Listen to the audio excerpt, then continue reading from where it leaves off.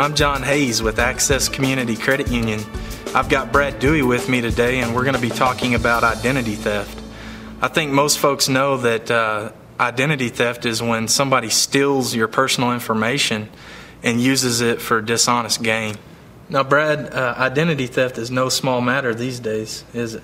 No, it's definitely not, John. In fact, identity theft is one of the most prevalent and serious crimes that affects millions of people every year. Last year alone, the number of victims in the U.S. totaled over 11 million people, and the annual fraud amount actually reached over $54 billion.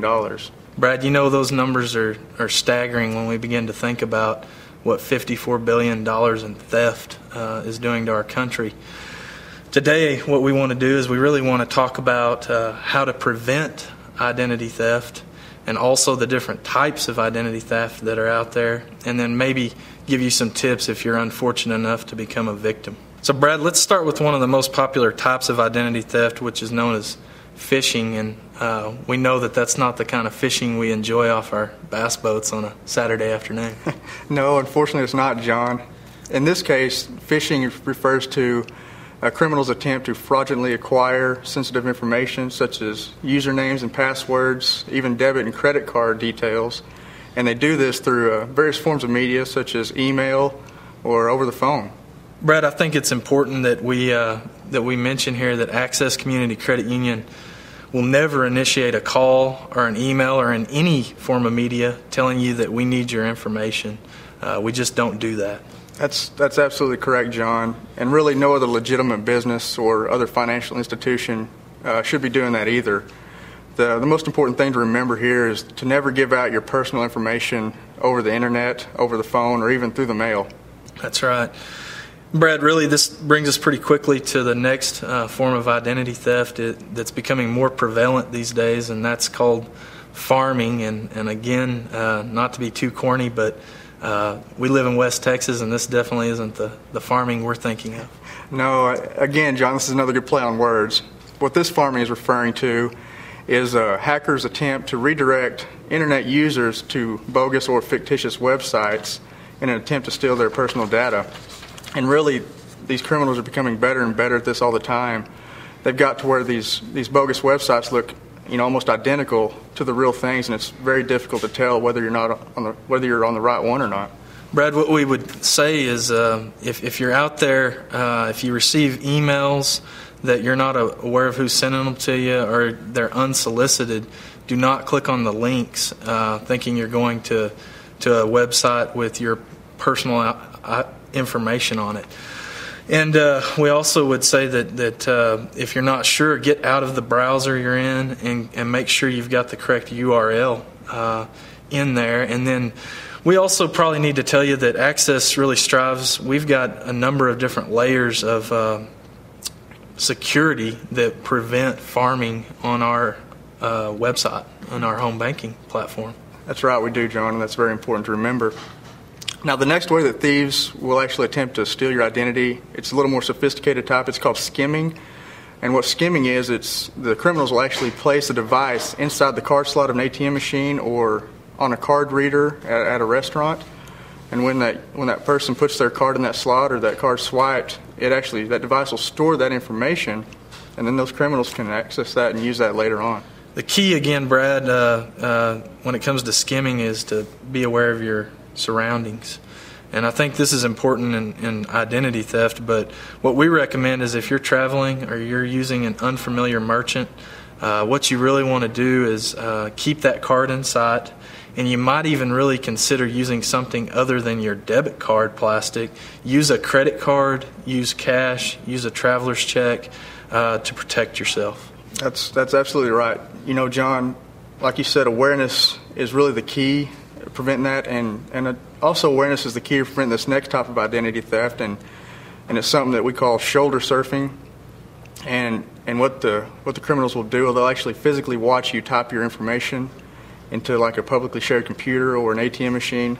They'll get your information that way. That's right. When it comes to shoulder surfing, Brad, what we recommend is that if you are paying with your debit card in high crowded or high traffic areas, maybe it's a supermarket, that you tell that merchant you want to run your card as a credit. And what that does is you will actually sign for your transaction as opposed to putting your PIN number in there. And that's what most of them are looking for, is that PIN number. If you do use a PIN, we recommend you cover it up, but I would be very cautious about that. Brad, there's two main ways we can prevent identity theft. You want to tell us about those? Absolutely, you bet. The first thing that people want to do to help prevent identity theft is basically just keep your information secure. It sounds simple, whether it's in your house, your car, wherever the case may be. You don't ever want to leave that information out there for anybody to have access to. And along those same lines, you want to be sure and shred all your financial documents, any paperwork with personal information on it, really anything with obviously Social Security numbers, usernames, passwords, and even those pesky pre-approved credit card offers that we seem to get in the mail every other day. All those types of things need to be shredded. And John, another good way to protect secure your identity is to never carry your Social Security number in your wallet, your Social Security card, I should say, in your wallet for a man or in your purse for the ladies. That's our most vital, our most important piece of information, and that's just asking for trouble. If that wallet or purse was to get stolen or lost, that information's out there for anybody to access. Now, John, why don't you tell us about another way to protect yourself from identity theft? The main thing that we recommend, or the last thing I should say that we recommend, is that you need to be pulling your credit report at least annually. You can get that credit report at annualcreditreport.com, and there's 3 main bureaus, and you're allowed to pull one of those 3 main bureaus for free each year. So you can actually obtain up to 3. That's if you're not attaining the score. But you need to be doing that. And then the other thing that we recommend, and this is becoming more prevalent, and it's a very proactive way to protect yourself, is you need to sign up for a credit monitoring service. Ours is called Alert Me here at the credit union.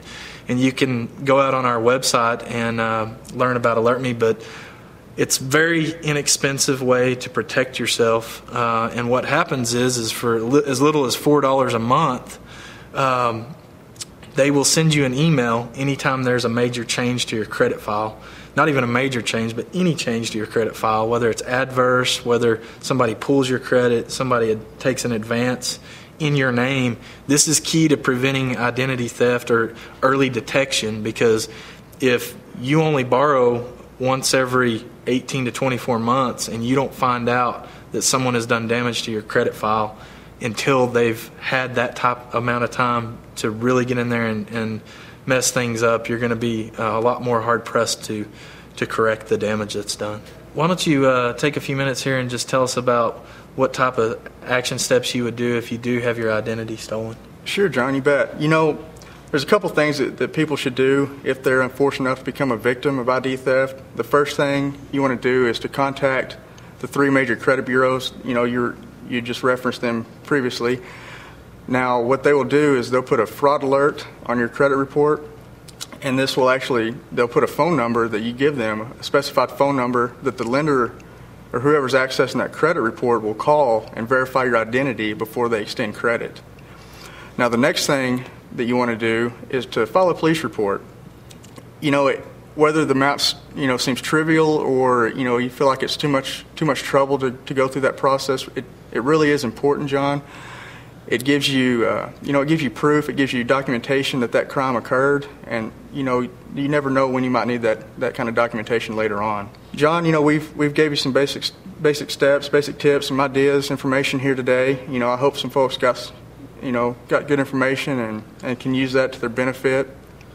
If anybody was to have any other information, any other questions, the Federal Trade Commission has a website. It's ftc.gov, and they can check that out and get more information, more ideas, tips, things like that to help protect themselves from identity theft. Thanks for tuning into our webcast today, and we hope you found this information helpful, and we hope that it'll protect you and your family.